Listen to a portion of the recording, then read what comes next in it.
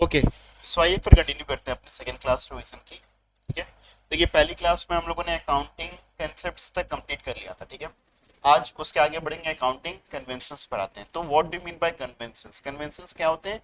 Basically they are the customs और practices that are followed by general agreement, but like concepts they are not compulsory to be followed। जैसे concepts क्या होते हैं? concepts एक तरीके से compulsion होते हैं, concept हर कोई follow करेगा ही करेगा, but this is a general custom. एक नहीं कहते हैं कस्टम, जैसे क्या होता है कि कोई भी चीजें जो कि हम लोग एक मान लेते हैं, जैसे इस दिन हम लोग जो है साबुन नहीं लगाते, that is what just a custom.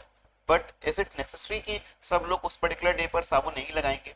is it necessary? So same things goes with our accounts as well।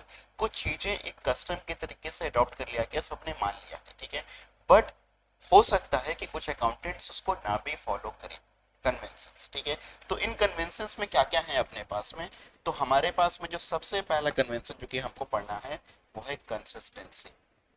कौन सा है? Convention of consistency, right.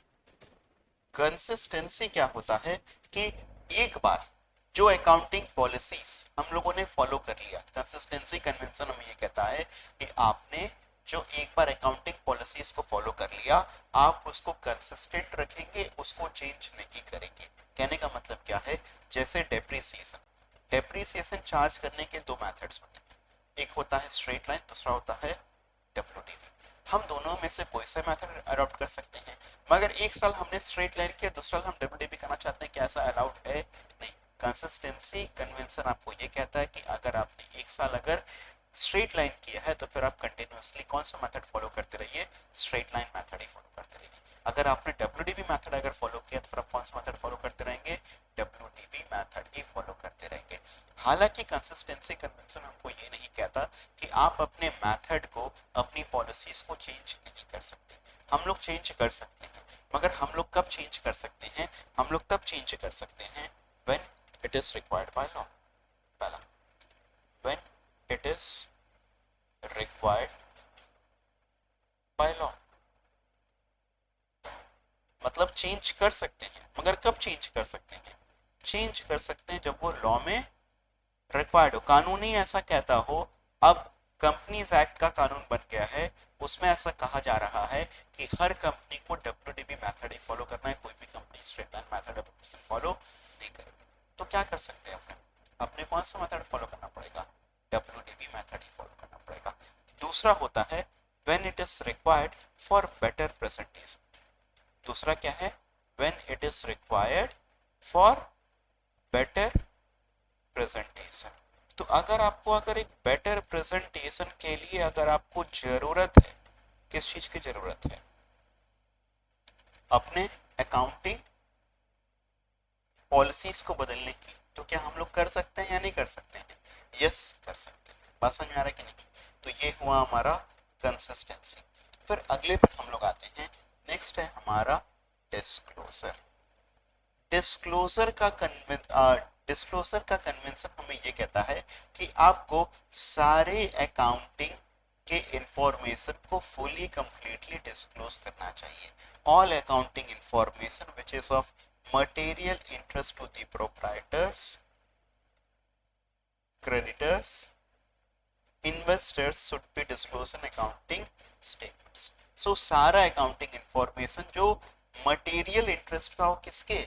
Proprietor के, क्रेडिटर्स के। समझ रहे हो ये सब कौन है? Who are they are the users of financial statements, right. तो जो यूजर्स ऑफ फाइनेंशियल स्टेटमेंट है हमारे, उनके लिए जो भी यूजफुल इंफॉर्मेशन हो, जो भी मटेरियल, जो भी काम का इंफॉर्मेशन हो, उसको हमको क्या करना है? उसको हमको फुली डिस्क्लोज करना है। नेक्स्ट पार्ट आता है हमारा conservatism. And what do mean bye conservatism? Conservatism का मतलब होता है प्लेइंग सेफ, प्लेइंग प्रूडेंटली। मतलब आप अपने एंटीसिपेटेड लॉसेस को तो दिखाते हैं, मगर आप एंटीसिपेटेड गेन्स को अपने नहीं दिखाते हैं। अकाउंट्स में हम लोग क्या करते हैं? एंटीसिपेटेड लॉसेस को दिखाते हैं, मगर एंटीसिपेटेड गेन्स को नहीं दिखाते हैं, उसको इग्नोर करते हैं। इसी कंसेप्ट के कारण आप प्रोविजन फॉर बैड डेब्ट्स बनाते हैं। Provision for bad and doubtful debts हम लोग क्यों बनाते हैं? Just for the purpose of conservatism. हमने अगर क्रेडिट में, उधार में सामान बेचा है, तो क्या हमारा सामान का पैसा डूबेगा? यस, कुछ तो पैसा बैड डेब्ट्स होगा ही होगा। अगर आप सामान उधार पर बेचते हो तो क्या बैड डेब्ट्स होगा या नहीं होगा? बोलो यस या no. Yes sir, bad debts तो बिल्कुल होगा, 110% होगा। सामान उधार पर बेचोगे तो फिर कोई ना कोई तो पैसा आपका बैड डेब्ट्स करेगा ही करेगा। तो कंजर्वेटिज्म का कंसेप्ट आपका क्या कहता है? कंजर्वेटिज्म का कंसेप्ट आपका ये कहता है कि भैया आप अपने एंटिसिपेटेड, क्योंकि आपको पता है, आप एंटिसिपेट कर रहे हो कुछ ना कुछ आपका डाउटफुल होगा ही होगा, कुछ ना कुछ पैसा आपका नहीं आएगा, तो वो जो एंटिसिपेटेड लॉसेस है आप उसको अभी से अपने रिकॉर्ड कर दो। देखो यहाँ पर आपको दिया हुआ है एग्जांपल्स में, making provisions for bare and doubtful debts in respect of doubtful debts, amortizing intangible assets, आप amortize करते हो intangible assets जैसे goodwill, patents, ये सब किसके कारण से करते हो? conservatism, valuing the stock in the hands at lower of cost or market value, stock को आप value करते हो किस पर? cost और market value whichever is lower, किस concept के हिसाब से? conservatism concept के हिसाब से, ठीक है। फिर नेक्स्ट है आपका मटेरियलिटी। मटेरियलिटी क्या कहता है? मटेरियलिटी कहता है कि आपको अकाउंट्स में सिर्फ और सिर्फ मटेरियल इंफॉर्मेशन ही डिस्क्लोज करनी चाहिए। Accounts should report only what is material and ignore the insignificant details while preparing the final accounts।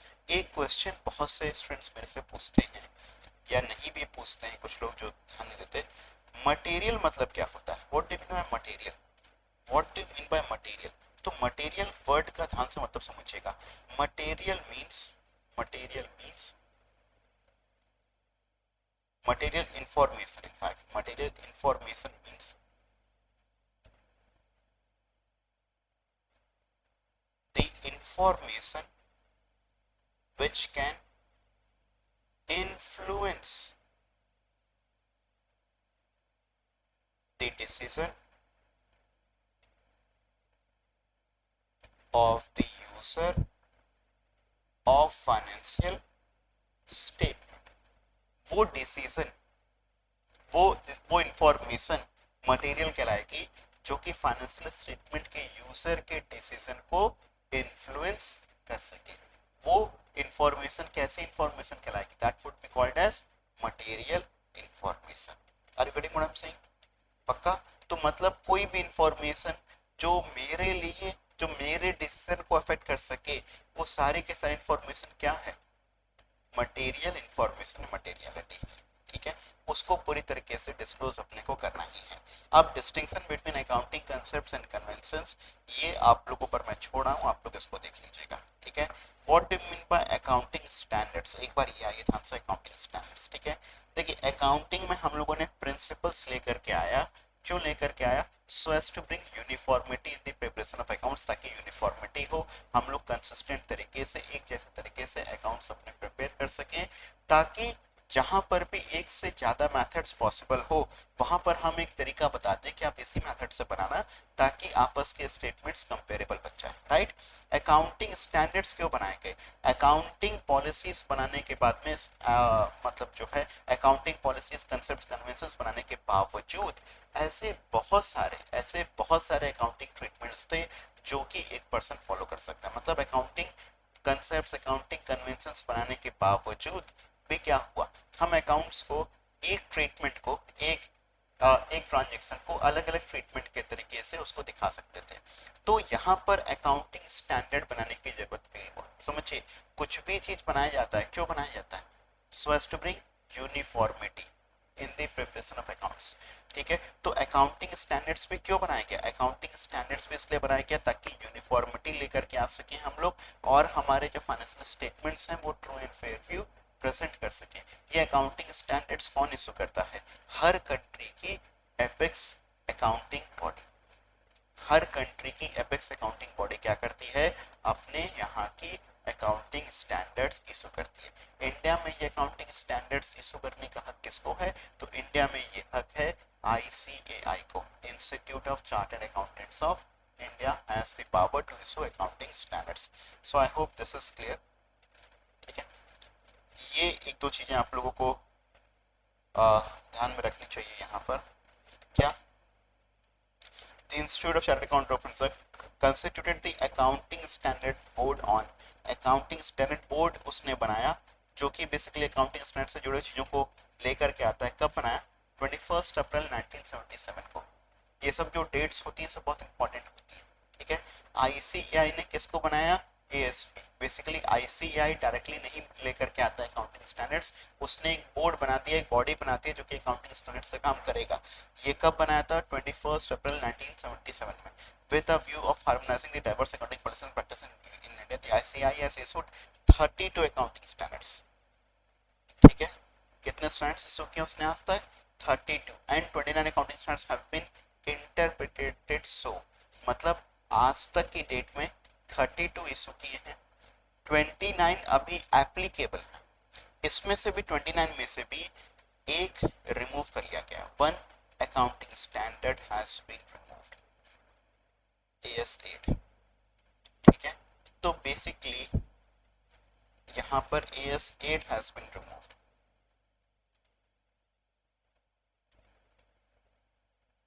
ठीक है। तो अगर हम लोग बात करें at present total 28 accounting standards are applicable, कितने अकाउंटिंग स्टैंडर्ड्स एप्लीकेबल हैं ये बताओ?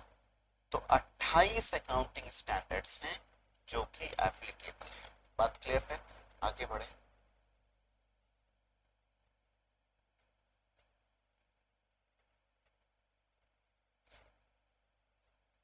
अच्छा, तो basically accounting principles, accounting standards ये सब हम लोग समझ लिए हैं। अकाउंटिंग पॉलिसीज पे एक छोटा सा चीज एक समझ लीजिएगा। अकाउंटिंग पॉलिसीज क्या होता है?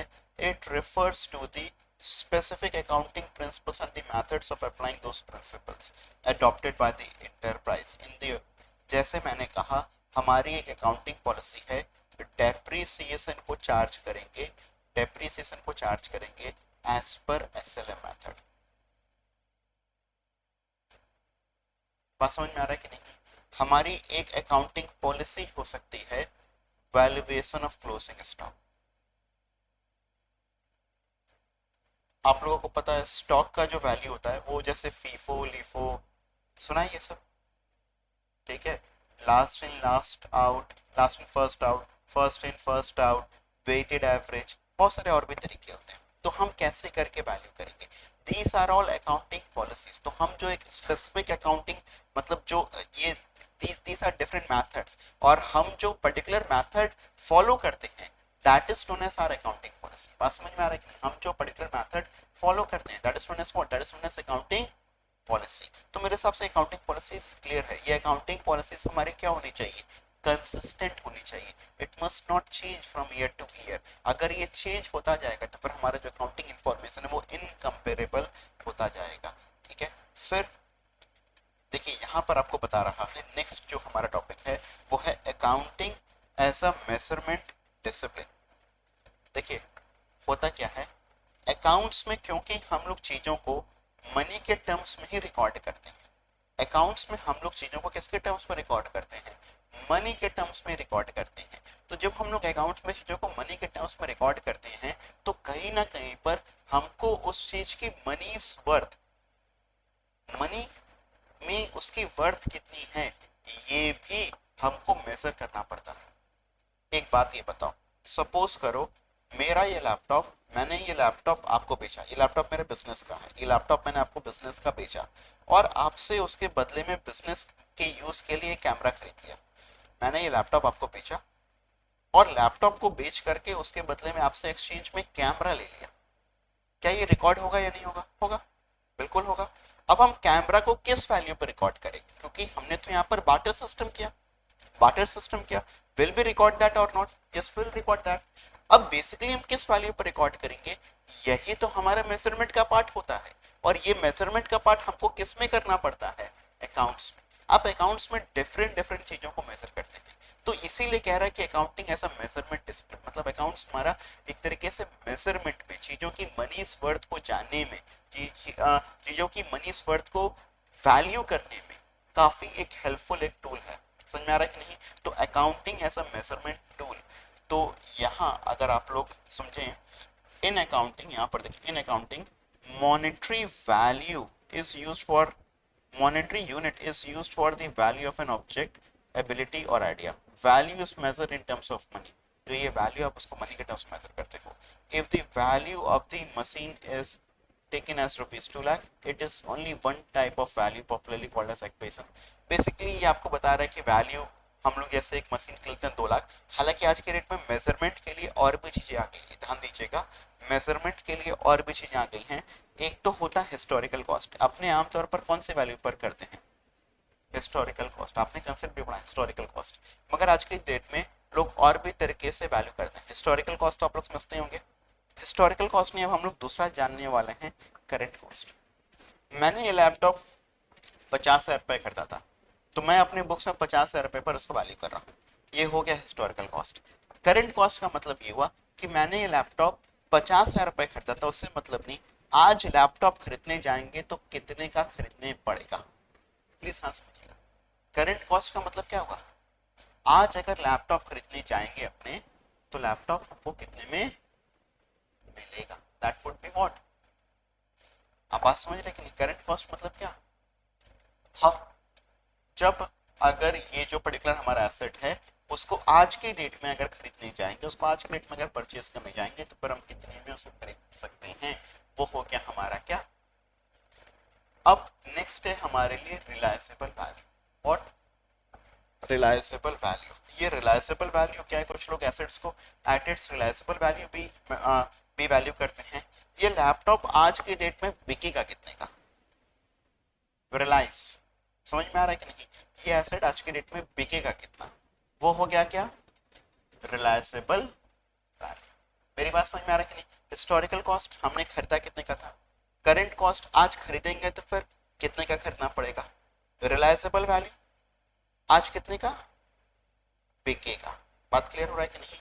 एक चौथा है विच इज प्रेजेंट वैल्यू. ये थोड़ा समझिएगा, जैसे रिलेटिंग टू समथिंग फाइनेंस. आप लोग शायद फाइनेंस नहीं पढ़े हैं, बट ध्यान समझिएगा. प्रेजेंट वैल्यू का मतलब क्या होता है? जैसे सपोज करो मैंने एक मशीन खरीदा. अब मशीन से मैं सामान प्रोड्यूस करूंगा, और सामान प्रोड्यूस करके मुझे पैसा आता जाएगा. मैं सामान प्रोड्यूस करूंगा, सामान को बेचूंगा, और बेच करके मुझे पैसा आता जाएगा. तो सपोज करो उस मशीन से मुझे पहले साल में 10,000 रुपए, दूसरे साल में 20,000 रुपए, तीसरे साल में 25,000 रुपए, एंड सो ऑन करके मुझे 10 सालों तक अपना पैसा आता गया. प्रेजेंट वैल्यू क्या होता है? प्रेजेंट वैल्यू ये होता है कि आज से 10 साल के बाद में हमको जो पैसा मिलेगा उसकी आज की वैल्यू कितनी होगी. आज से 1 साल के बाद में जो हमको 10,000 रुपए मिलेगा, आज की वैल्यू उसकी कितनी होगी. समझ में आ रहा है? जो हमको 2 साल के बाद में 20,000 रुपए मिलेगा, उसकी आज की वैल्यू कितनी होगी. 3 साल के बाद जो पैसा मिलेगा उसकी आज की वैल्यू कितनी होगी. That is known as what? That is known as present value. नहीं समझ में आया? प्रेजेंट वैल्यू पर ज्यादा दिमाग मत लगाइएगा. प्रेजेंट वैल्यू सिर्फ समझ लीजिएगा. प्रेजेंट वैल्यू क्या होता है? किसी भी एसेट के पीछे हमको कुछ ना कुछ फ्यूचर में रेवेन्यू आती है. जो रेवेन्यू हमको फ्यूचर में आती है उसकी आज की वैल्यू कितनी है. जैसा मैंने आपको बताया था, आज का 100 रुपया फ्यूचर में 100 रुपए के बराबर नहीं होगा. फ्यूचर के 100 रुपए से ज्यादा होगा. मतलब मैंने कहा आज 100 रुपए लोगे, या फ्यूचर में 100 रुपए लोगे, तो आप कहेंगे आज 100 रुपए लेंगे. मगर मैंने कहा आज 100 रुपए लोगे, फ्यूचर में 110 रुपए लोगे, तो अगर आपको लगेगा कि ब्याज 10% है, तो मतलब आज 100 रुपए ले लो, या 1 साल के बाद में 110 रुपए ले लो, बात तो एक बराबर हुई. बात समझ में आ रहा है कि नहीं? बोलो हाँ ना. बात क्लियर हो रहा है कि नहीं? तो प्रेजेंट वैल्यू का मतलब क्या होता है कि हम 110 रुपए की वैल्यू को आज कितनी वैल्यू है, तो 1 साल के बाद में जो 110 रुपए मिलेगा उसकी आज के रेट की कितनी वैल्यू है. जो 1 साल के बाद में 110 रुपए मिलेगा उसके आज के रेट की कितनी वैल्यू है. 100. तो हम वही प्रेजेंट वैल्यू निकालते हैं और उसको ऐड कर देते हैं. This is something very technical, let's not go into in depth of this. तो प्रेजेंट वैल्यू सिर्फ समझ लीजिएगा, हम लोग निकालते हैं एसेट की. तो एसेट को मेजर करने के 4 तरीके हमारे अकाउंट में फॉलोड होते हैं. कौन कौन से? Historical cost, current cost, reliable, present value. I hope this is clear. ठीक है. अब हम लोग आए अकाउंट्स एंड इट्स क्लासिफिकेशंस पर. तो accounts can be classified as personal account and impersonal account. Accounts को हम लोग 2 तरीके से क्लासिफाई कर सकते हैं. एक होता है हमारा पर्सनल अकाउंट, दूसरा होता है हमारा इम्पर्सनल अकाउंट्स. तो पर्सनल अकाउंट्स मतलब accounts of persons. Personal accounts का मतलब होगा आपका accounts of persons.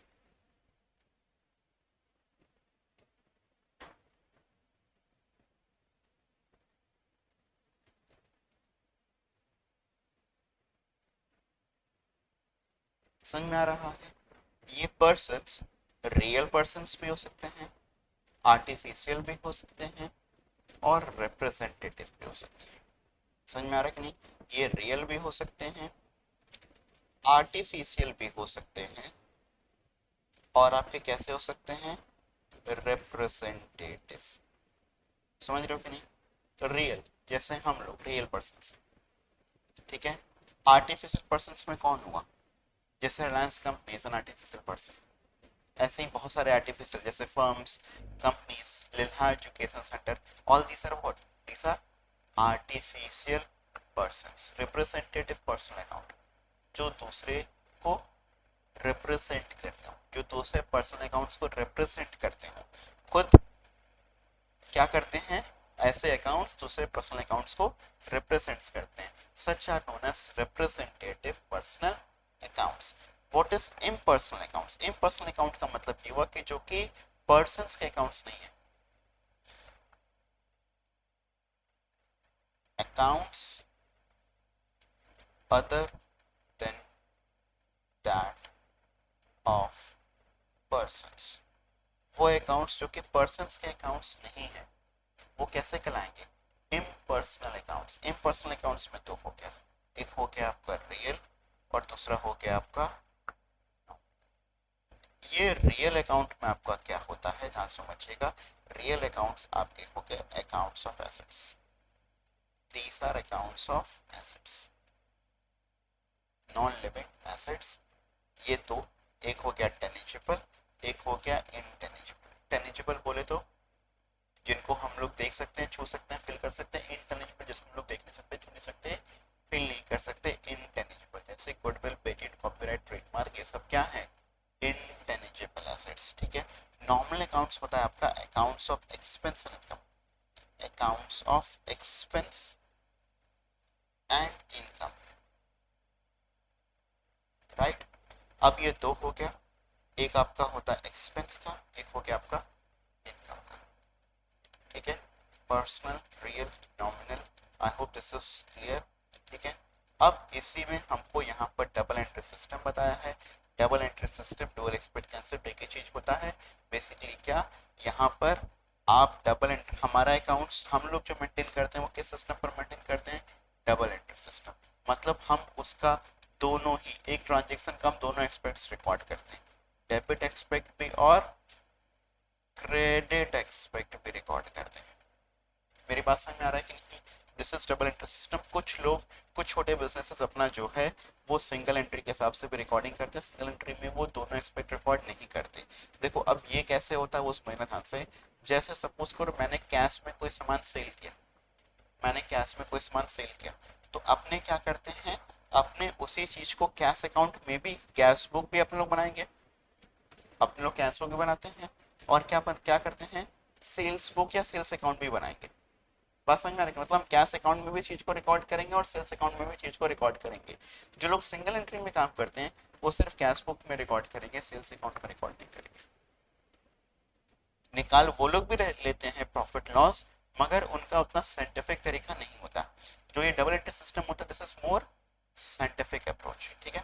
So merits आप लोग पढ़ लीजिएगा, I am not going to the merits. Rules of debit and credit, debit और क्रेडिट करने का मतलब किस खाते को लेफ्ट साइड में लिखना है और किस खाते को राइट साइड में लिखना है, उसका क्या नियम है। तो उसका नियम आपको बताया है गोल्डन रूल्स में। ये इंग्लिश अप्रोच लोग इसको कहते हैं, this is known as English approach, ये गोल्डन रूल्स। और आप लोगों को पता है call this golden rules as dabba rules, है ना। क्योंकि अपने लोग एंट्री इस हिसाब से नहीं सीखते हैं, अपने लोग एंट्री दूसरे मेथड के हिसाब से सीखते हैं। हम लोग एंट्री सीखते हैं अमेरिकन अप्रोच के हिसाब से, ठीक है। World is following America, why are we following England, England तो चले गए ना। तो खैर जो डबल एंट्री सिस्टम, जो अपने को एंट्रीज करने के लिए गोल्डन रूल जो कि बताया गया है, आपको आ सकता है, पूछ सकता है। Personal account, debit the receiver, credit the giver, ये सब आप लोग को पता होगा। Real, debit what comes in, credit what goes out. Nominal, debit all expenses, losses, credit all incomes and gains. ये सब चीजें सबको क्लियर होगी, इसमें कोई एक्सप्लेनेशन कुछ भी रिक्वायर्ड मेरे एंड से नहीं है, ठीक है। कुछ आपको ऐसे ही ट्रांजेक्शन्स दिया हुआ है, मन करे टाइम पास करने का तो कर लीजिएगा, ठीक है। अकाउंटिंग इक्वेशंस पर आते हैं। हम लोगों ने देखा था ये accounting equations double entry system या डुअल एक्सपेक्ट कंसेप्ट के कारण आता है, डुअल एक्सपेक्ट कंसेप्ट के कारण आता है। क्या होता है अकाउंटिंग इक्वेशन? अकाउंटिंग इक्वेशन कहता है कि assets is equal to liabilities plus capital. Assets किसके बराबर होता है? लायबिलिटीज प्लस कैपिटल के, ठीक है। अब इसमें भी कुछ करवाने की तो मेरे को जरूरत है नहीं। अच्छा, बिल ऑफ एक्सचेंज क्या होता है? क्या लॉ में आप लोगों को बिल ऑफ एक्सचेंज है? शायद उसका होगा जरूर से, बिल ऑफ एक्सचेंज नहीं भी है तो what is bill of exchange? Bill of exchange is a negotiable instrument. It is a negotiable instrument. Why negotiable? Because it can be transferred from one person to another in writing. In writing होता है, लिखित में होता है। Containing an unconditional order. What does it contain? It contains an unconditional order. Unconditional order, ठीक है। Unconditional order का मतलब क्या होता है कि मैंने एक लिखित में लिख करके दिया कि यू विल हैव टू पे मी 10,000 ऑन दिस डे। हम इसमें ये नहीं लिख रहे कि अगर आपके पास में 10,000 रुपए होगा तो फिर आप मुझे 10,000 रुपए दोगे। कंडीशन नहीं है, क्या है? अनकंडीशनल ऑर्डर है। वो नहीं था एक ड्रीम 11 आया था, अरे ड्रीम 11 में तुम्हारा अगर लॉटरी लगा तो तुम हमको दे देना, पैसा नहीं लगेगा तो फिर हमारा पैसा मत वापस करो। ऐसा कोई भी कंडीशनल ऑर्डर नहीं। This is what unconditional order. So bill of exchange is an instrument in writing containing an unconditional order signed by the maker, maker जो बनाता है maker, ठीक है। Directing a certain person, उसको डायरेक्ट करना, to pay a certain sum of money, एक certain sum of money, ऐसा नहीं जितना पैसा होगा गिल्ली में उतना दे देना, नहीं, क्या करना पड़ेगा? certain sum of money। यहाँ पर देखो क्या क्या खास बातें हैं। अनकंडीशनल ऑर्डर है, सर्टेन पर्सन है, डिफाइंड होगा। समझ में आ रहा कि नहीं? नीलू सीलू में से जो भी मन आए दे देना, नहीं, बताएंगे इसको देना, नीलू को देना या सीलू को देना, किसको देना है वो बताएंगे। यही नाम है ना तुम लोग का? नहीं, अरे हम तो आज तक यही नाम जान रहे थे। सर्टेन पर्सन टू पे a certain some of money. यहाँ पर ये मनी क्या है? सर्टेन है। समझ में आ रहा है कि नहीं? only or to the order of a certain person, only or to the order of a, मतलब जिस पर्सन को बोला उसी पर्सन को देना, और to the bearer of the instruments. ये कई कई बार बियरर भी हो जाता है। बियरर मतलब जिसके पास में है उसको दे देना। बेसिकली नेगोशिएबल इंस्ट्रूमेंट्स हमारे जो है कई प्रकार के होते हैं, उसमें से एक प्रकार होता है आपका बियरर। बियरर मतलब क्या? आप लोगों ने बियरर चेक सुना है? जो क्रॉस चेक होता है ना, वो अकाउंट पे ही होता है, मतलब जिसका नाम लिखा है वो उसी को जाएगा। That is also cheques are also bills of exchange. बता बच्चे आप लोग, जो क्रॉस चेक्स होता है वो सिर्फ और सिर्फ पेपर होता है टू अ सर्टेन पर्सन, जिसका नाम लिखा उसी को पैसा देना है। मगर अगर हमने अगर सो क्रॉस नहीं किया तो फिर that becomes what? That becomes bearer. Bearer मतलब जिसके पास भी है वो बैंक में जाएगा, बैंक से जाकर के पैसे विथड्रॉ कर सकता है। Is this funda clear? ठीक है। तो a bill of exchange must be in writing, it must contain an order. ये आप लोग चीजों को पढ़ लीजिएगा। पार्टी समझ लीजिए, 3 पार्टीज होती हैं बेसिकली, ड्रॉवर, ड्रॉई और पे। Who is drawer, who is ड्रॉई and who is पे? ध्यान समझिएगा। ड्रॉवर जिस पर्सन ने ड्रॉ किया है, person who draws the bill, जिसने बिल को ड्रॉ किया, जिसने बिल को बनाया, the maker of the bill, जैसे मैंने बनाया, ठीक है, आई बिकम द ड्रॉवर, ठीक है। हु इज द ड्रॉई, जिसके ऊपर में बिल ड्रॉ किया गया, जिसके ऊपर में बिल ड्रॉ किया गया, bill on whom, to whom it is drawn। Basically वही एक्सेप्ट करता है, he accepts, वो एक्सेप्टेंस अपना देता है कि हाँ भैया पैसा देंगे। हमने बिल तो इसके ऊपर बना दिया, हमने इसके ऊपर में ऑर्डर तो कर दिया, ऑर्डर तो फरमा दिए, मगर इन्होंने ऑर्डर एक्सेप्ट नहीं किया, चलेगा क्या? नहीं ना। तो ऑर्डर फरमाने से नहीं होगा, उसका एक्सेप्टेंस भी जरूरी है। पेई मतलब कौन होता है? पेई मतलब जिसको पैसा रिसीव होगा, one who receives the money, जिसको पैसा मिलता है वो कौन कहलाता है? पेई। फंडा क्लियर है तो फिर आगे बात करें। ठीक है, contents of bill of exchange पर आओ। डेट, टर्म मतलब डेट किस डेट पर है, टर्म क्या है, टेन्योर क्या है, अमाउंट मतलब कितने समय का है, डेट समझ रहे हो, ड्रॉ किया गया अमाउंट, स्टैम्प होना चाहिए, नेम ऑफ पार्टीज होने चाहिए, वैल्यू होना चाहिए, ऑब्वियस सी बात है।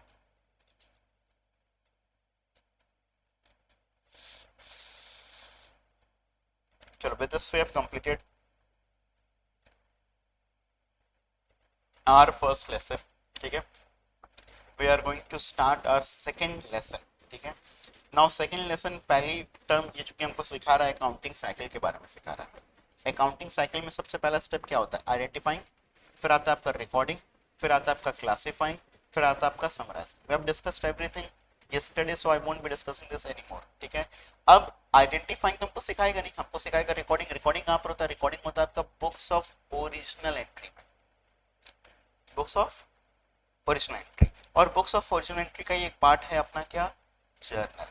अब देखिए आपसे बेसिकली क्या चीजें कहेगा, आपसे जर्नल एंट्री पास करने के लिए नहीं कहेगा, आप मैच्योर्ड एनफ है, आपने 11वीं 12वीं में वही चीजें सीखा है। आपसे जर्नल एंट्री नहीं पूछेगा, आपसे जैसे जर्नल एंट्री के बारे में जो है ना कुछ कुछ पॉइंट्स बेसिकली पूछ सकता है। जैसे journal is the book of primary entry in which every transaction is recorded before being posted into the ledger। It is the book in which, ठीक है, यहाँ देखिए एक एक पॉइंट ये पूछता है, the process of recording transactions in a journal is termed as journalising. ये सवाल आया भी आपके, ये सवाल स्कैनर्स में भी है। The process of recording transactions in journal is known as what? समझ में आ रहा है कि नहीं? The process of posting in ledger is known as, the process of recording in journal is known as posting। उसको हम लोग क्या कहते हैं? पोस्टिंग। इसको हम लोग कहते हैं क्या? जर्नलाइजिंग। ठीक है, इसमें अपने क्या कॉलम्स आते हैं? डेट आता है, पर्टिकुलर्स आता है, लेजर फोलियो आता है, डेबिट क्रेडिट का कॉलम्स आता है। प्रोसीजर्स में आप लोग देख लीजिएगा,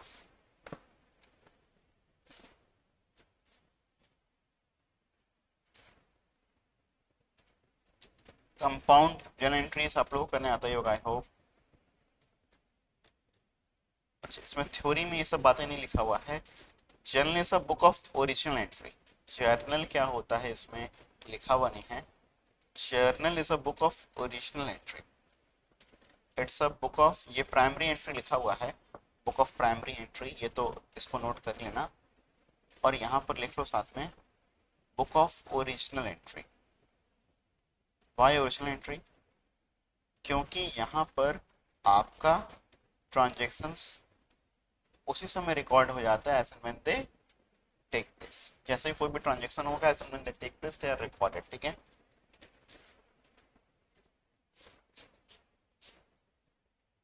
फिर आपका है लेजर। लेजर होता है आपका principal books of accounts. Ledger क्या होता है आपका? Ledger is principal books of accounts. ठीक है, now what is this principal book of account? Why it is called as principal book of account? ठीक है, प्रिंसिपल वाला स्कूल वाला प्रिंसिपल नहीं है, वो एल ई होता है, ये पी ए एल होता है। समझ में आ रहा है कि नहीं? So why is it called as principal books of accounts? क्योंकि प्रिंसिपल बुक्स ऑफ अकाउंट्स इसलिए हम लोग कहते हैं because similar transactions relating to a particular persons or property or revenue or expenses are recorded at one place। मतलब एक जैसे transactions एक पर्टिकुलर पर्सन से जुड़े हुए, या एक प्रॉपर्टी मतलब एसेट्स या रेवेन्यू या एक्सपेंस से जुड़े हुए एक जैसे ट्रांजेक्शंस को हम लोग एक जगह पर रिकॉर्ड करते हैं, that is known as what?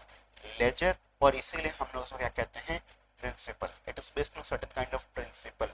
समझ में आ रहा है कि नहीं? कुछ सर्टेन एक ही जैसे प्रिंसिपल्स, एक ही जैसे एक सिमिलर काइंड के ट्रांजेक्शंस को एक जगह पर रिकॉर्ड करेंगे, that is why ledger is known as what? That is why ledger is known as principal books of accounts. Funda clear है? बोलो आगे बढ़े। ठीक है, जैसे यहाँ पर बता रहे for instance on the transactions, इसलिए इसको हम लोग प्रिंसिपल बुक्स ऑफ अकाउंट्स पे कहते हैं। डेबिट क्रेडिट साइड ये सब फीचर्स ये सब तो आप लोगों को आता ही है। देखो, while the process of recording transactions, ये आपको मैं यहाँ पे सिखा रहा था, आपको मैंने बताया baby, while the process of recording transactions in the ledger is known as posting। समझ में आ रहा है? पोस्टिंग के रूल्स आप लोग जानते हैं, बैलेंसिंग करना आप लोग जानते हैं, मुझे बताने की जरूरत नहीं है।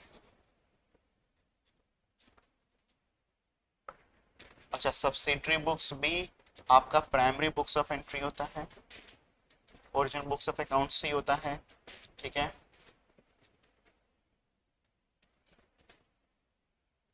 ये अपनी सब्सिडरी बुक्स है, जर्नल है, परचेज बुक है, बेसिकली हम लोग जर्नल प्रॉपर बोलते हैं इसको। जब हम लोग बाकी के सब्सिडरी बुक्स बनाते हैं then we call it as journal proper.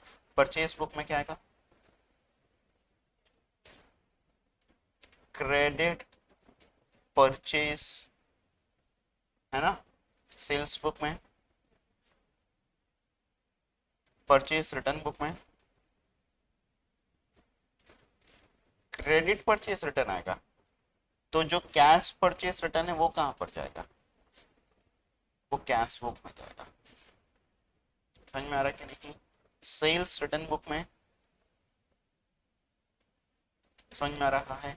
B R book आप लोग शायद अब नहीं सिखा जाता, मगर बीआर बीपी दो अलग अलग काइंड की बुक्स भी बनती थी, बिल्स रिसीवेबल के लिए और बिल्स पेबल के लिए, ठीक है। एक हो गया अपना कैश बुक। कैश बुक ही एकमात्र ऐसी बुक है जो कि प्राइमरी एंट्री मतलब ओरिजिनल एंट्री की बुक्स है, and it is also a principal book. मतलब ये एक तरीके से लेजर भी है। बात समझ रहे हैं कि नहीं? क्यों? क्योंकि ये कैश बुक में, क्योंकि ये कैश बुक में transactions are recorded just like primary entry, transactions are recorded as and when they take place। समझ में आ रहा है कि नहीं? प्रिंसिपल बुक कैसे हुई? क्योंकि all the transactions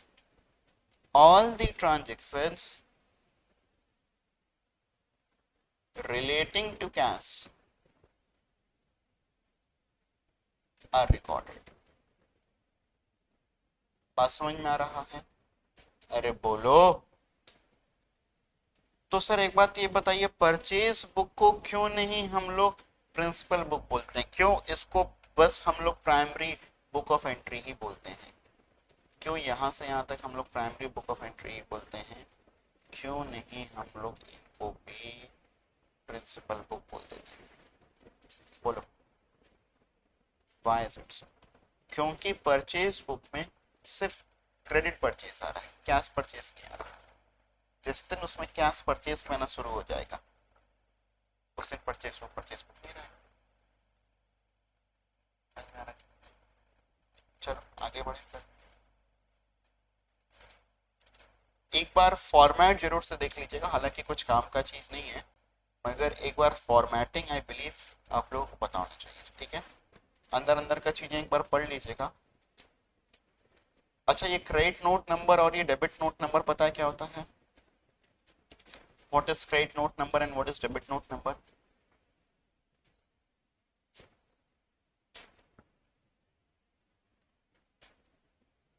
credit note, debit note,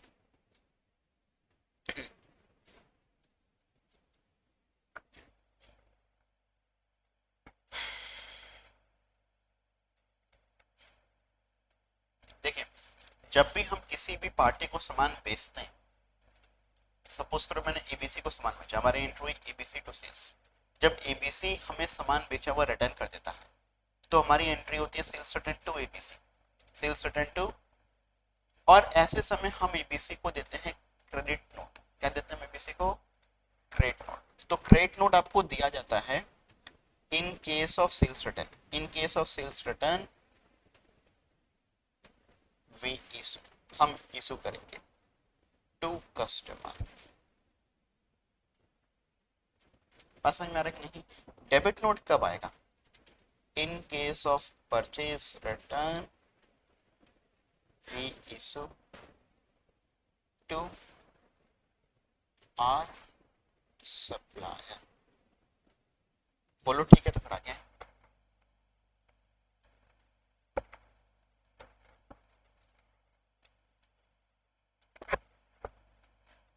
तो देखो ऐसे ही जो हमारा परचेज रिटर्न फिर बुक होगा उसमें हम अपना डेबिट नोट नंबर लिख देंगे। ये सब ध्यान रखना। परचेज रिटर्न बुक में हमने क्या लिख दिया, बोलो। और सेल्स रिटर्न बुक में हमने फिर क्या लिख दिया, अरे ये गड़बड़ है। आपका इंस्टीट्यूट भी ना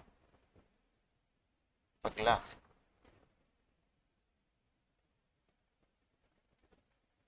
क्या आएगा ये, समझ में आ रहा। होपफुली आप लोग बचपन की यादों को ज़्यादा भूले नहीं होंगे, धुंधला धुंधला ही सही सब कुछ याद होगा। ठीक है, और आप लोग ये सब किताबों को बना लेंगे। एक बार परचेज रिटर्न और सेल्स रिटर्न बुक पे एक बार देख लीजिएगा। अच्छा, टाइप्स ऑफ कैश बुक में आपको जैसे कैश बुक है, मैंने अधिकतर चीज़ पर पहले ही बता दिया। टाइप्स ऑफ कैश बुक में एक होता है सिंगल कैश बुक, एक होता है आपका डबल कैश बुक जिसमें cash bank, cash discount, bank discount. समझ में आ रहा है कि नहीं, तीन टाइप के अपने डबल कॉलम कैश बुक होते हैं। और एक होता है अपना ट्रिपल कॉलम कैश बुक जिसमें कैश बैंक और डिस्काउंट तीनों आ जाते हैं। ठीक है, कॉन्ट्रा एंट्री आप लोग समझते हैं, do you understand what is contra entry? Students, I am not going to teach you how to prepare cash, that you all know. ठीक है, I am just going to teach you the theory that can be asked. Institute भी ये बात मान के चलेगा कि आपको आता होगा। अब आप खुश हो सकते हैं अगर आपको नहीं आता तो फिर, क्योंकि इंस्टीट्यूट आपसे कैश बुक नहीं पूछने वाला। समझ में आ रहा है, तो आप बच के निकल जाएंगे, मगर खुद से नहीं बच पाएंगे, जीवन में कभी ना कभी पकड़े जाएंगे। तो एक बार देख लीजिएगा सब चीजों को। ठीक है, कॉन्ट्रा एंट्री क्या होता है ये आप लोगों को पता है कि नहीं? क्या, वेरी गुड। जिसका डेबिट और क्रेडिट एक्सपेक्ट दोनों ही अपने कैश बुक में पूरा हो जाए, ऐसा ट्रांजैक्शन, ऐसा ट्रांजैक्शन, ऐसा ट्रांजैक्शन जिसका both debit and credit expect is in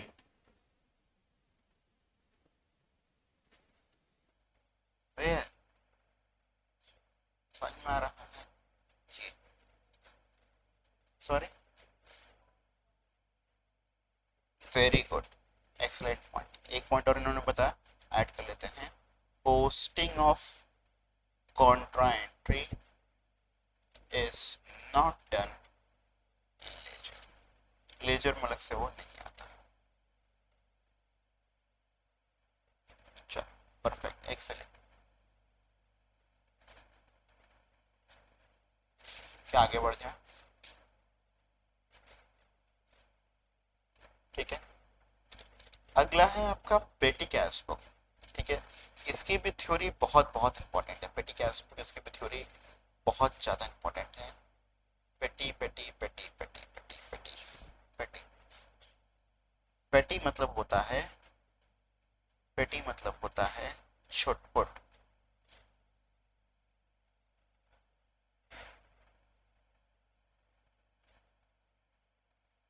अरे छा कैसे बनाते हैं, छोड़ो, तुम लोग समझ गए ना छुटपुट हम बोलना चाह रहे हैं।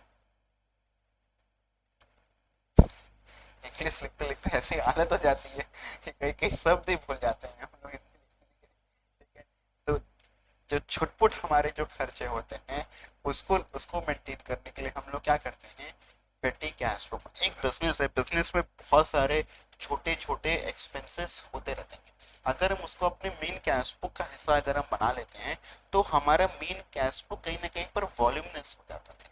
तो हम लोग क्या करते हैं, हम लोग एक अलग से एक पेटी कैश बुक बनाते हैं। इस पेटी कैश बुक में हम लोग क्या करते हैं,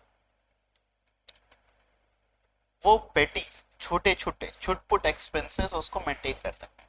और बेसिकली क्या किया जाता है, इसके लिए एक पेटी कैशियर को इंटरेस्ट कर दिया जाता है, मतलब उसको अपॉइंट कर दिया जाता है कि भैया तुम्हारा काम है, तुम ये छोटपुट खर्चों को तुम देखना, जो भी छोटपुट खर्चे होंगे इसको तुम देखना। हम तुमको एक पैसा देंगे, ध्यान सुनिएगा, हम तुमको एक पैसा देंगे। आज तुमको सपोज करो हमने 2000 रुपए का बैलेंस दिया, हम हर हफ्ते तुम्हारा ये पेटी कैश बुक चेक करेंगे, हर हफ्ते हम तुम्हारे ये पेटी कैश बुक चेक करेंगे।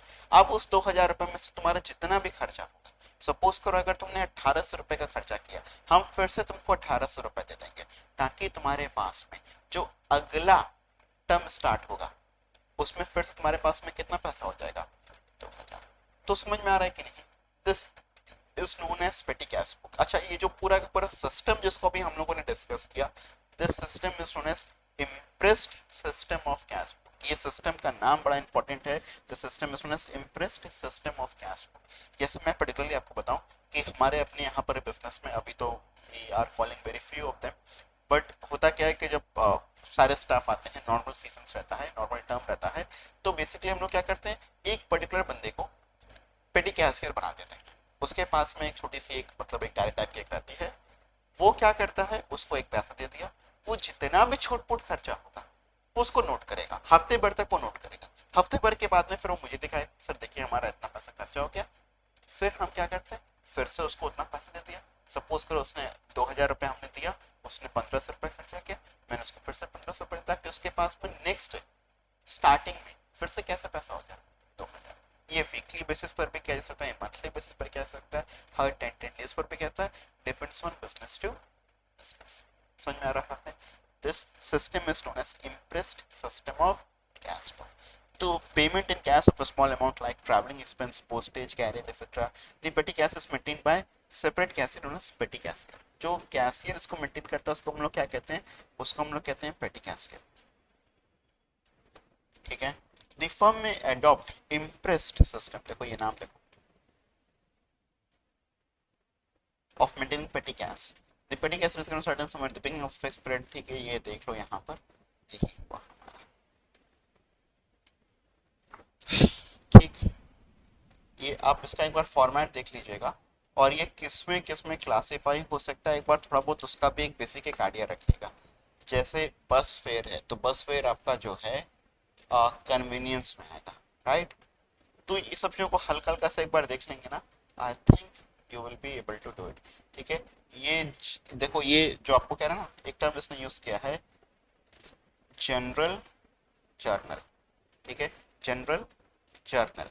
तो what is this general journal, this is journal proper, nothing else. जैसे नहीं होता है कि आपके घर के नाम से बहुत से लोग कंफ्यूज हो जाते हैं, ऐसे ही इन सब का अपना घर का नाम। अब क्या है कि किसी को घर का नाम नहीं पता, अपने फ्रेंड का चलेगा, मगर अगर इसका घर का नाम नहीं पता तो फिर नहीं चलेगा।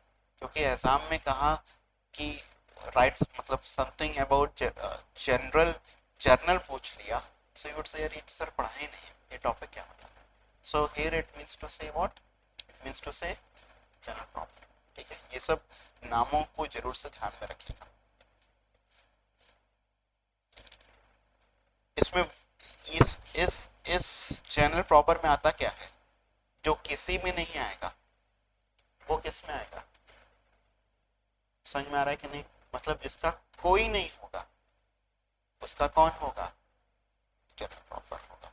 ठीक है, इसमें जैसे आपको बता रहा है कि क्लोजिंग एंट्रीज आती हैं, एडजस्टमेंट एंट्रीज आती हैं, ट्रांसफर एंट्रीज आती हैं, रेक्टिफाई करते हैं उसकी एंट्रीज आती है, purchase of fixed assets on credit आता है। ठीक है, सेल ऑफ वन आउट और एब्सोल्यूट एसेट्स आता है, क्रेडिट पर आपने सेल किया है, वो सब चीजें आती हैं। ठीक है, ओपनिंग एंट्रीज आ गई, इसको नोट कर लेना यहाँ पर, इसमें क्या क्या चीजें आती है। ठीक है,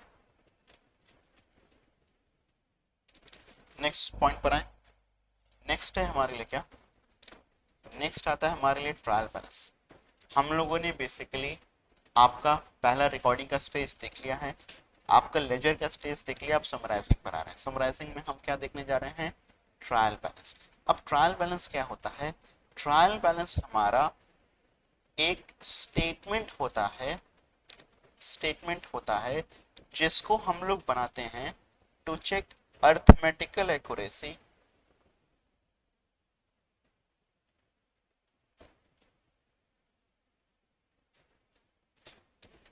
of accounts. This is a statement which is prepared to check what? Arithmetical accuracy of accounts. Accounts की arithmetical accuracy को check करने के लिए हम लोग बनाया जाता है, मतलब जो जोड़ घटाना, जो बेसिक हम मापने के उसमें तो कोई गड़बड़ नहीं है ना. Trial balance does not detect all the errors. It does not detect all the errors. Does not detect.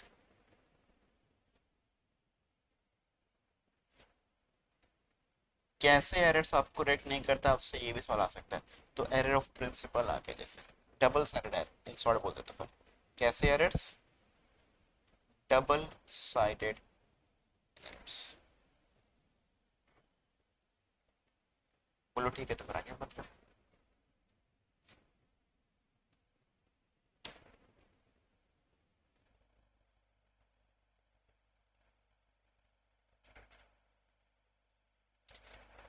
Features of a trial balance. ठीक है, टेबुलर फॉर्मेट में होता है. टू अमाउंट्स डेबिट क्रेडिट का होता है. ऑब्जेक्टिव है check the accuracy of posting. ठीक है, मेथड्स में दो मेथड्स होते हैं. आपने लोग नॉर्मली बैलेंस मेथड चूज करते हैं, मगर एक और मेथड होता है which is what? Totals method. हम डेबिट का टोटल और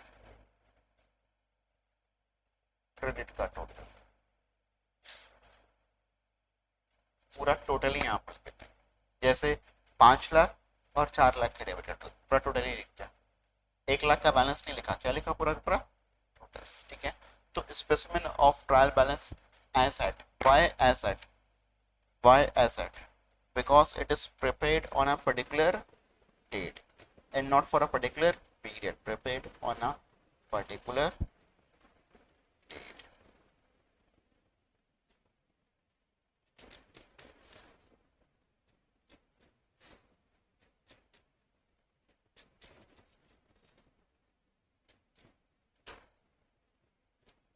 So yes, with this we have completed our lesson 2 as well.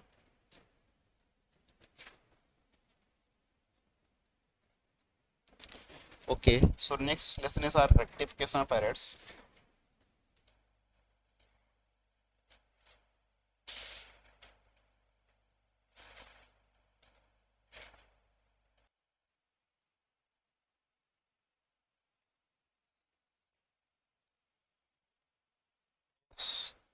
So rectification हम लोग बाद में करेंगे स्टूडेंट्स. पहले आइए हम लोग जो है करते हैं अकाउंटिंग प्रोसेस. ठीक है, let's do with accounting process. ठीक है, सो अकाउंटिंग, अरे अकाउंटिंग प्रोसेस ही कर रहे हैं हम लोग. अकाउंटिंग प्रोसेस में करने जा रहे हैं अभी हम लोग क्या? कैपिटल और revenue items. One of the very important theoretical topic, बड़ा वेरी इंपॉर्टेंट वन. ठीक है, तो कैपिटल एंड रेवेन्यू आइटम्स. ठीक है, इसमें देखो हमारे पास में क्या क्या होता है. जैसे एक एक्सपेंडिचर को हम लोग क्लासिफाई कर सकते हैं either as capital expenditure, revenue expenditure या डिफर्ड रेवेन्यू एक्सपेंडिचर. कैसे करके उसको क्लासिफाई कर सकते हैं हम लोग एक एक्सपेंडिचर को? कैपिटल रेवेन्यू और डिफर्ड रेवेन्यू एक्सपेंडिचर. तो an expenditure can be classified as capital expenditure या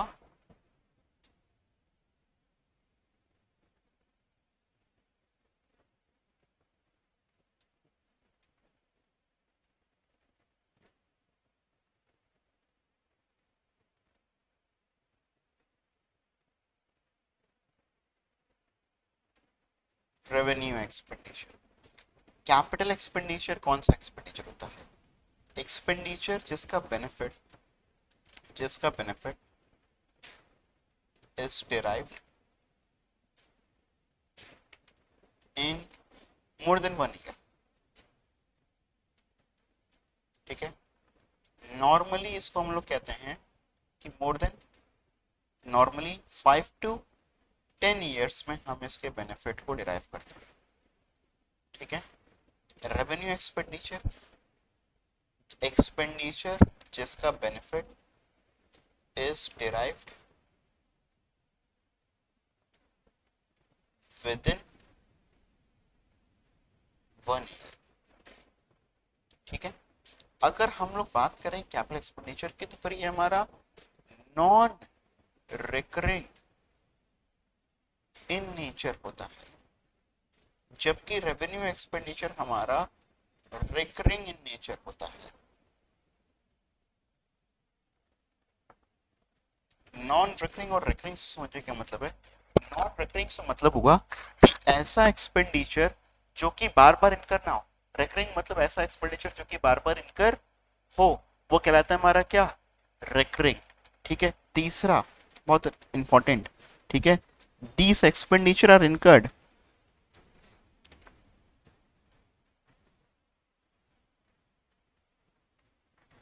on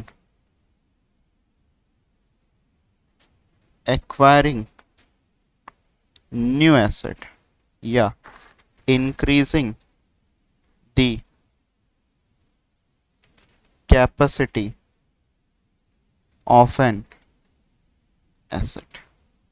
ये एक्सपेंडिचर हम लोग किस लिए लगाते हैं, फॉर एक्वायरिंग एन एसेट, या कोई एग्जिस्टिंग एसेट है मगर उसकी कैपेसिटी को इंक्रीज करने के लिए। ये एक्सपेंडिचर क्यों इनकर किया जाता है, these are incurred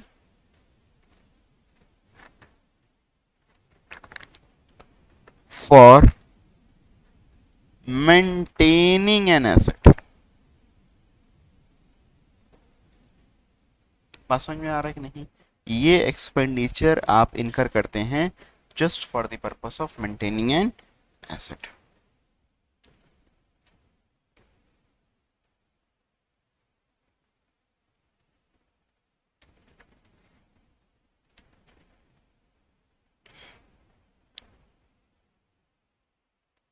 maintaining the capacity होगा, चलो मेंटेनिंग एन एसेट भी कोई दिक्कत नहीं है।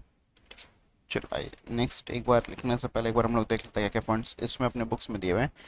Capital expenditure is that expenditure which results in acquisition of an assets और which results in increase in earning capacity of the business. समझ में आ रहा है कि नहीं, या तो फिर एक्वायर के लिए फिर ये the benefit of such an expenditure last for a longer period of time. Example आपको दिया हुआ है, ठीक है, all this sum spend up to the point an asset is ready to use. ये एक पॉइंट बहुत इंपॉर्टेंट है, ये एक पॉइंट मैं लिख दूंगा, all this sum that is spend up to the point an asset is ready for use. जब तक एक एसेट रेडी फॉर यूज नहीं हो जाता, मतलब अगर मैंने ये लैपटॉप खरीदा और ये लैपटॉप से जुड़ा हुआ जो भी खर्चा, जब तक कि ये एसेट रेडी नहीं हो जाता, मतलब इसमें विंडोज डलवा रहे हैं, कुछ और चीजें डलवा रहे हैं, जब तक ये लैपटॉप मेरा रेडी टू यूज नहीं हो जाता, तब तक का जो भी खर्चा वो क्या कहलाएगा, कैपिटल एक्सपेंडिचर। तो expenditure incurred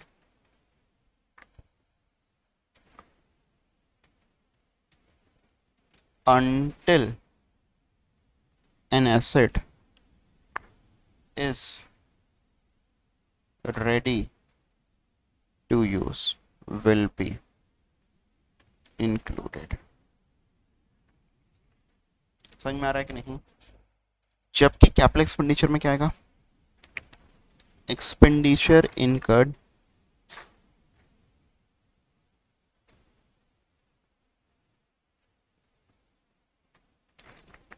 after N asset is used. अब मैंने एसेट को यूज करना स्टार्ट कर दिया, ये लैपटॉप कुछ खराब हो गया, उसको फॉर्मेटिंग कुछ भी करना पड़ा, वो सब कुछ मेरा कैसा खर्चा कहलाएगा, that would be called as revenue expenditure. बात समझ रहे हैं ना आप लोग।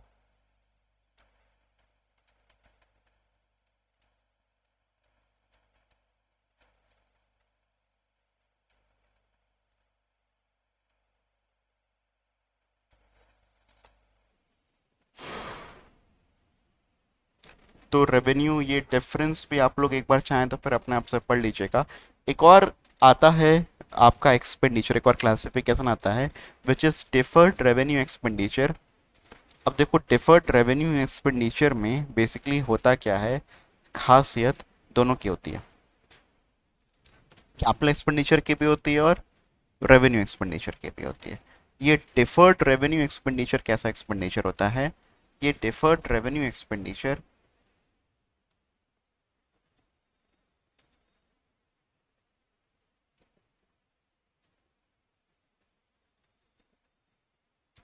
आपका जो है एक रिकरिंग एक्सपेंडिचर होता है, मतलब ये ऐसा खर्चा है जो कि हर साल किया जाए। रिकरिंग एक्सपेंडिचर होता है जिसका benefit of which will be derived in more than 1 year। तो बेसिकली डिफर्ड रेवेन्यू एक्सपेंडिचर कैसा एक्सपेंडिचर होता है, एक रिकरिंग एक्सपेंडिचर होता है, मतलब जो हर साल किया जाए, मगर उसका बेनिफिट हमें 1 साल तक नहीं मिलता है, 1 साल से ज्यादा मिलता है। जैसे अगर हम लोग बात करें तो एडवर्टीजमेंट, अब कोई बच्चा अगर एडवर्टीजमेंट देख करके अगर हमारी कोचिंग का ज्वाइन करता है, सिर्फ वो 1 साल नहीं पढ़ेगा, 1 साल से ज्यादा पड़ेगा। तो फिर बेसिकली एक तरीके से एडवर्टाइजमेंट क्या हम लोग 1 ही साल करेंगे, नहीं, हर साल करते हैं। But that's what, that's a deferred revenue expenditure. समझ में आ रहा है, ऐसा खर्चा जो कि हर साल किया जाए मगर जिसका बेनिफिट 1 साल नहीं मिलेगा, 1 साल से ज्यादा। तो बेसिकली ऐसे खर्चे को हम लोग क्या करते हैं, such an expenditure is written off, such an expenditure is written off, is written off over the period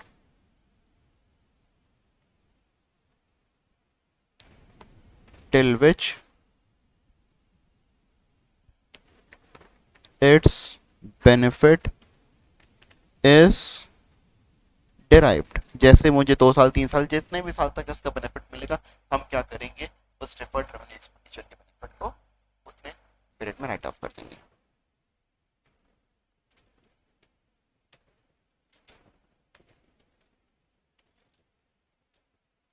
I hope ये एकदम क्लियर है। ठीक है, आगे आ जाए। नेक्स्ट है हमारा comparison between capital and deferred revenue expenditure. एक कंपैरिजन दिया हुआ है, ये आप लोग खुद से पढ़ लीजिएगा।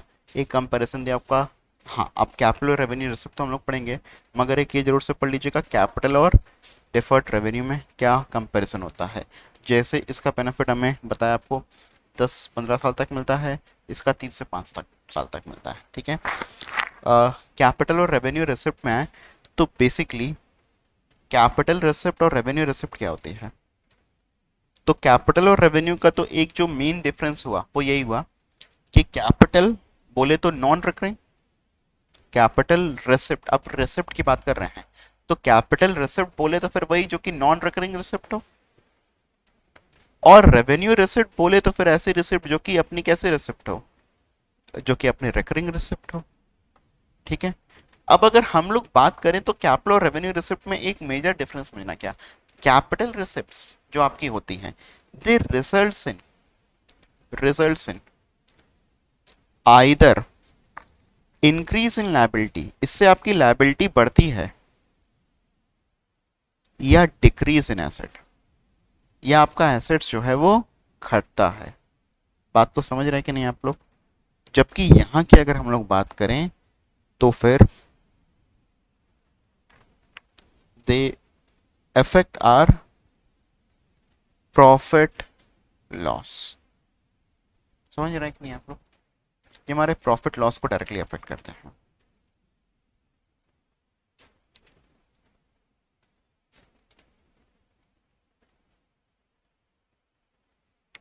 जैसे आपको कुछ रेफरेंस एक बार पढ़ते हैं, amount realise from sale of fixed assets या issue of shares, amount release by way of sale of goods और rendering of services, receipt in substitution of source of income as a capital receipt, substitution of an income. देखो basically substitution of, एक इसमें important एक term एक use किया, इसको देखना ध्यान से, substitution of source of income. Cut जा रहा है मेरा, मैं इसको अच्छे से लिख दे रहा हूँ, substitution of source of income, मतलब हमने अपने सोर्स ऑफ इनकम को ही बेच करके या उसी को अगर सब्स्टिट्यूट करके अगर कुछ पैसा अगर रिसीव किया, कैपिटल रिसिप्ट। और सब्स्टिट्यूट हमने किसको किया है, इनकम को, तो फिर वो क्या कहलाएगा, रेवेन्यू। समझ में आ रहा है कि नहीं। फिर amount received for surrender of certain rights, ये अब आप लोग पढ़ लीजिएगा, एग्जाम्पल से मेरे को लग रहा है बेसिकली है, एक बार आप लोग इस पॉइंट्स को देख लीजिएगा जहाँ पर आपको और भी कुछ एग्जाम्पल्स भी दिए हुए हैं। एक दिया हुआ आपको कैपिटल और revenue profit, capital profit revenue profit again recurring non recurring वाला पॉइंट फिर है ही है। साथ में कैपिटल प्रॉफिट ऐसे प्रॉफिट जो कि हमको नॉर्मल बिजनेस ऑपरेशन से नहीं होते। रेवेन्यू प्रॉफिट कैसे प्रॉफिट होते हैं जो कि हमको नॉर्मल बिजनेस ऑपरेशन से होते हैं, वो हमारे कैसे प्रॉफिट्स हो गए हैं, रेवेन्यू प्रॉफिट। कैपिटल प्रॉफिट हमको नॉर्मल बिजनेस ऑपरेशन से प्रॉफिट नहीं होते हैं। कैपिटल और रेवेन्यू लॉसेस क्या हुआ, कैपिटल और रेवेन्यू लॉसेस क्या हुआ, कैपिटल और रेवेन्यू लॉसेस ऐसे लॉसेस जो कि हमको नॉर्मल बिजनेस ऑपरेशन से, वो तुम्हारा कैपिटल लॉस, वो तुम्हारे रेवेन्यू लॉसेस हो गया। मगर जो आपके मेन बिजनेस ऑपरेशन से लॉसेस नहीं हुए, उनके अलावा कोई और लॉसेस हुए, वो आपके कैसे लॉसेस कहलाएंगे, कैपिटल लॉसेस। जैसे आपने अगर अपना फिक्स्ड एसेट सेल किया, उसके फिक्स्ड एसेट्स के सेल पर अगर आपको कोई लॉस हुआ, that is what, that is to be called as capital loss. बात समझ में आ रहा है कि नहीं। फिर contingent assets and contingent liability दो और टर्म है। कंटीजेंट लायबिलिटी क्या होता है, व्हाट इज कंटीजेंट एसेट्स, एक चीज ये याद रखिएगा, कंटीजेंट लायबिलिटी जो हमारा बुक्स में रिकॉर्ड मतलब आता है, वो आता है एज फुट नोट। ये आपसे सवाल पूछता है, foot note to the balance sheet, ठीक है। कंटीजेंट एसेट्स आपका फाइनेंशियल स्टेटमेंट में कहीं पर भी प्रेजेंट ही नहीं होता, not presented in financial statement, ठीक है। आपसे कई बार पूछता है contingent liability shown as foot note, notes to accounts क्या, तो जवाब है फुट नोट्स। समझ में आ रहा है कि नहीं। What do mean bye contingent liability, contingent liability is those liability which may occur on the happening of certain event. मतलब अगर वो इवेंट होगा तो फिर उसके होने पर अगर हमको कोई उधारी कोई लायबिलिटी को देना पड़े, that is known as contingent liability. समझ में आ रहा है कि नहीं। जैसे मैंने आप लोगों से कहा, अगर आप लोग ईमानदारी से 6 घंटा पढ़ते हो, क्लासेस को रेगुलरली करते हो, आप 110% ऑल इंडिया रैंक होल्डर लेकर के आओगे। और ऑल इंडिया रैंक नहीं लेकर के आओगे तो फिर मैं आप लोगों को 5,000 रुपए दूंगा, मगर कंडीशंस है, ये खुश हो गए नीलू या जो भी इसका नाम। सोचिए, अरे 5,000 रुपए के लिए ऑल इंडिया रैंक कुर्बान, नहीं, ऐसा नहीं चलेगा। तो सपोज करो अगर ऑल इंडिया रैंक तब भी नहीं आती है, तो फिर क्या, आई विल हैव टू पे 5,000 rupees, that is what, contingent liability. Contingent liability dependent on the happening of certain event. कोई कोर्ट केस चल रहा है, अगर हार जाएंगे तो पैसा पे करना पड़ेगा, that is also what, contingent liability. Now what is contingent assets, कोई ऐसा एसेट जो कि हमको मिल जाए, कोई ऐसा फायदा जो कि हमको मिल जाए on the happening of certain event, ठीक है। जैसे बेसिकली हम लोगों ने ड्रीम 11 पर टीम बनाई, अगर जीत गए तो बेसिकली हजारों लाखों रुपए मिल सकता है, ठीक है। That is what, contingent.